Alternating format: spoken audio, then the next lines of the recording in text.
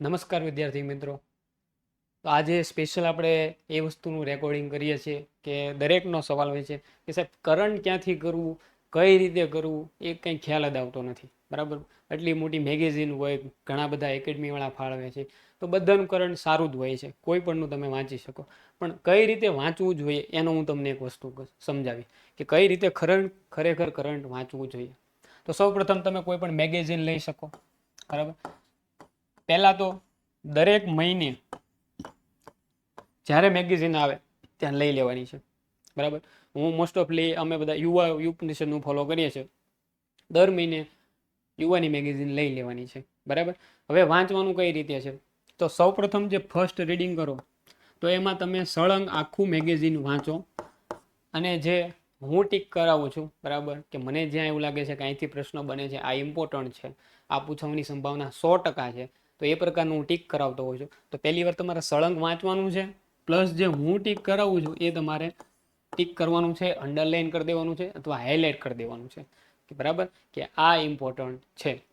પહેલી વાર સળંગ તમે વાંચતા વાંચતા નીકળી ગયા. અને વાંચવાનું કઈ રીતે છે મેં તમને કીધેલું છે કે સવારની જે તમારી 1 કલાક છે, બરાબર, એ સ્પેશિયલી કરંટને જ આપો.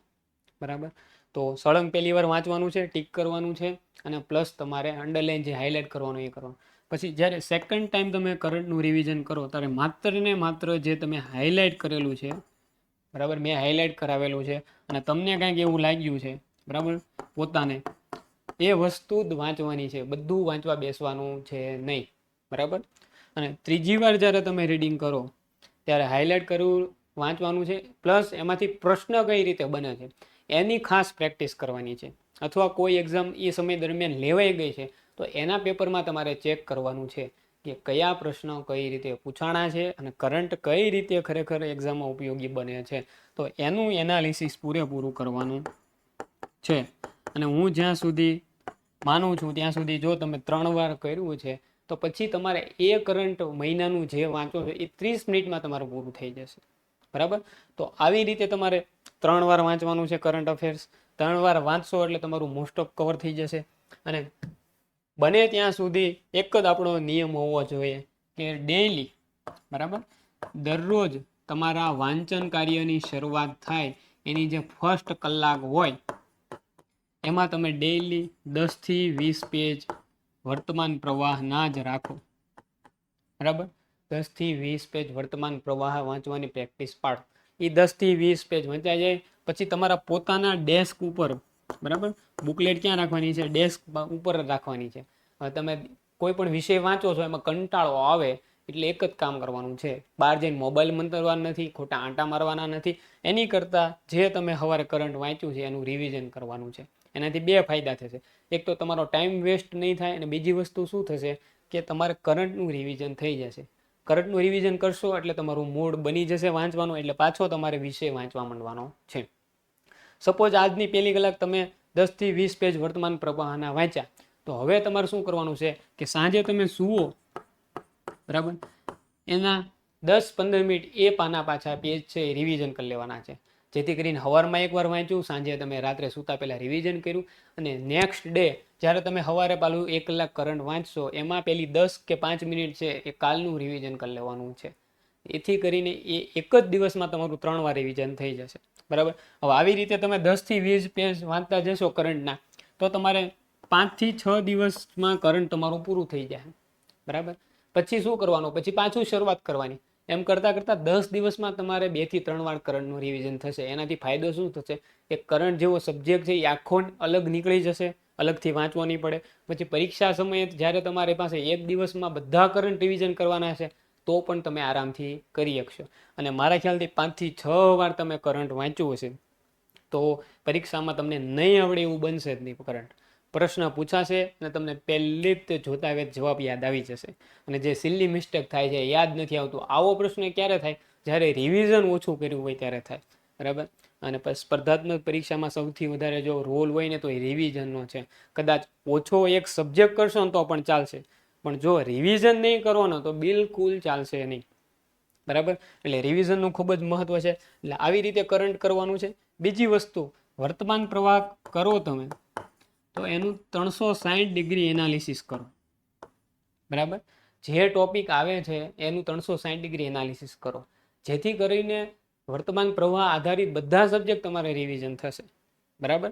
અને મારી દ્રષ્ટિએ સ્પર્ધાત્મક પરીક્ષામાં જો કોઈ વિષયનું ઇમ્પોર્ટન્ટ હોય તો વર્તમાન પ્રવાહનું ખૂબ જ ઇમ્પોર્ટન્ટ છે, કારણ કે એ દરેક સબ્જેક્ટ સાથે સંકળાયેલો સબ્જેક્ટ છે. બરાબર. આપણા દરેક સબ્જેક્ટ 8-10 સબ્જેક્ટ છે, એનું દરેકનું કરંટ આવે એ આપણા માટે ઇમ્પોર્ટન્ટ છે. બરાબર. બની શકે કે શરૂઆતમાં તમારે તૈયારી શરૂ કરતા હોય તો વર્તમાન પ્રવાહ વાંચવામાં કંટાળો આવે અથવા ખ્યાલ નહીં આવે કે કયું વાંચવું જોઈએ કયું ન વાંચવું જોઈએ, ત્યારે તમારે ટીક કરેલા ઉપર ને એનાલિસિસ કરેલા ઉપર ભાર વધારે આપવાનો છે. પછી 2-5 મહિના તમે ટીક કરેલું ને એનાલિસિસ કરેલું વાંચશો, પ્રશ્ન જોશો, પછી તમે હાથે ક્વોલિફાય થઈ જશો કે કઈ રીતે અમારે વાંચવું જોઈએ. બરાબર. પછી તમારા કોઈનું ટીક કરેલું કે કોઈનું આઈએમપી લેવાની જરૂર નહીં, તમે ખુદ નક્કી કરી શકશો. પણ જ્યાં સુધી તમારો થોડોક કંઈક અનુભવ થાય છે ત્યાં સુધી તમે કોઈકના સજેશનમાં વાંચો તો સૌથી સારું. બરાબર. અને મેક્સિમમ એમસીક્યુ પ્રેક્ટિસ કરવાની છે. બરાબર. એમસીક્યુ પ્રેક્ટિસમાં સૌથી વધારે ઇમ્પોર્ટન્ટ હોય તો શું છે કે એની પ્રેક્ટિસ. બરાબર. એની મેક્સિમમ તમે પ્રેક્ટિસ કરો, જેથી કરીને એમસીક્યુમાં તમારે જે સિલી મિસ્ટેક થાય છે અથવા પરીક્ષામાં યાદ નથી આવતું, આ બધા પ્રકારના પ્રશ્નો થાય છે, એ થશે નહીં. પરંતુ જો તમે પ્રેક્ટિસ નહીં કરો, મોક ટેસ્ટ નહીં આપો, તો એનો ગેરફાયદો શું થશે કે પરીક્ષામાં ડાયરેક્ટ તમને યાદ આવશે નહીં, અથવા 2 ઓપ્શનમાં કન્ફ્યુઝન રહેશે. બરાબર. અને પરીક્ષામાં એમસીક્યુ જેવી પેટર્નમાં આપતા હોય તો તમારે ટીક એટેમ્પ તો કરવા જ પડશે. બરાબર. અઘરું પેપર હોય ને તમે 100 ટીક કરીને વી આવો તો આપણે કંઈ 90-95 માર્ક આવી નથી જવાના. બરાબર. એના માટે મેક્સિમમ ટીક કરવાના છે. બરાબર. મેક્સિમમ ટીક કરશો, મેક્સિમમ રિસ્ક લેશો તો મેક્સિમમ માર્ક્સ આવશે. બરાબર. અને આટલી બધું આપણે વાંચન કર્યું હોય, બરાબર, એમાં 3-4 તમે ટીક કરો તો 2-3 તમારા સાચા પડવાના જ છે. બરાબર. પણ ક્યારે કે તમે મોક ટેસ્ટમાં એવી પ્રેક્ટિસ કરીને જશો તો ગેસિંગ પાવર તમારો વધી જશે, અને એક સમય એવો આવશે કે તમે એઝમ્પશન કરવા મળશો ને એ પણ સાચા પડવા મળશે. બરાબર. તો આવી રીતે વર્તમાન પ્રવાહ કરવાનો છે, 3-4 વાર રિવિઝન કરવાનું છે ડેઈલી હવારમાં વર્તમાન પ્રવાહમાં. બરાબર. જે આપણે કહીએ છીએ ને કે નરણા કોઠે, તો નરણા કોઠે એટલે હવારમાં જાગીને પહેલું કામ કરંટ કરવાનું છે. પછી એક સાથે તમે મલ્ટિપલ સબ્જેક્ટ ન વાંચો, બની શકે તો એક દિવસમાં તમે સવારમાં 1 કલાક કરંટ રાખી શકો અને આખા દિવસમાં 2-3 કલાક મેથ્સની પ્રેક્ટિસ કરી શકો અને એક વિષય બીજો વાંચી શકો. પણ મલ્ટિપલ સબ્જેક્ટ કે સવારે ભૂગોળ વાંચીને સાંજે વારસો અને રાત્રે ઇતિહાસ વાંચીશ ને પછી સામાન્ય વિજ્ઞાન વાંચીશ ને, તો એક દિવસમાં બની શકે તો મલ્ટિપલ સબ્જેક્ટ ન રાખો. એક તમને એક વસ્તુ સમજાવું કે સવારથી બપોર સુધી તમે સિંધુ ખીણની સંસ્કૃતિ અથવા ઇતિહાસ વાંચતા હો તો હજી બપોર સુધી એમાં તમે ઘૂસ્યા હો. બરાબર. તમને સમજાણું હોય કે કઈ રીતે નગરો છે, કઈ રીતે એનું આયોજન થયેલું છે, કયું નગર ક્યાં આવ્યું, અને બપોર પછી સીધો તમે ભૂકંપ શરૂ કરો. બરાબર. ભૂગોળ વાંચીને તો કેવું થઈ જાય, અનબેલેન્સ થઈ જાય. માંડ તમને ઇતિહાસમાં મજા આવી હોય ત્યાં તમે ભૂગોળ બપોર પછી શરૂ કરો. ભૂગોળમાં માંડ તમને સાંજ સુધીમાં મજા આવવા માંડે ત્યાં તમે ભૂગોળ મૂકીને વારસો શરૂ કરો, ટિપ્પણી નૃત્ય, હલેસા નૃત્ય, મંજીરા નૃત્ય. બરાબર. તો એનાથી શું થશે કે તમારે વાંચવાની જે તમને મજા આવવી જોઈએ યાદ એ આવશે નહીં. એટલે બની શકે તો છે ને મલ્ટિપલ સબ્જેક્ટ રાખવા કરતાં સિંગલ સબ્જેક્ટ રાખો. અને સિંગલ સબ્જેક્ટ સાથે મેં કીધું એક વર્તમાન પ્રવાહ અને પ્લસ તમે મેથ રીઝનિંગ ચલાવી શકો. એનાથી વધારે મલ્ટિપલ કરાય નહીં. બરાબર. અને આ રીતને પેટર્ન ફોલો કરશો તો તમને બિલકુલ ફાયદો થશે. સમજાઈ ગયો? બાકી મલ્ટિપલ સબ્જેક્ટ રાખવાથી ઘણાને વાંચવાની મજા આવતી તો રાખી શકાય, પણ ફાયદો શું થાય છે એ તમને સમજાવું છું. બરાબર. અને ગણિતમાં મેં તમને અગાઉ પણ કીધું છે, હજી કહું છું, જે ચેપ્ટર ન આવડે તો બીજું કાંઈ એની જડીબૂટી નથી કે એના તમે 60-70 એક્ઝામ્પલ ગણો.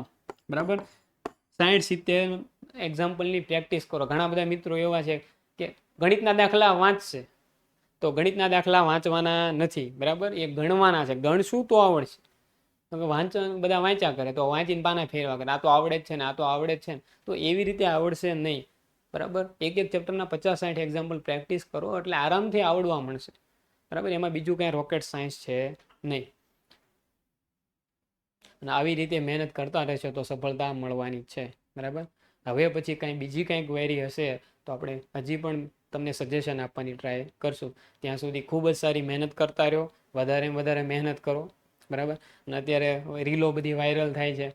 બરાબર. કે હવે નહીં ઉઠીએ તો પેઢીઓ ઉઠી જશે. બરાબર. એટલે હવે તો વાંચવું જ પડશે, નકર પેઢીઓ ઉઠતા વાર લાગશે નહીં. અને આ વખતે જે સારામાં સારી તક મળી છે, બરાબર, એક તો ઓછો સમય છે, ઘણા બધા ગ્રાઉન્ડમાં ફેલ થયા છે, તમે ખુદ જોઈ શકો છો. ગઈ વખતે જે પીએસઆઈમાં 180 માર્ક્સની વેલ્યુ નહોતી અને આ વખતે 125, 30, 40 માર્ક્સવાળા બહુ ઓછા લોકો દેખાય છે.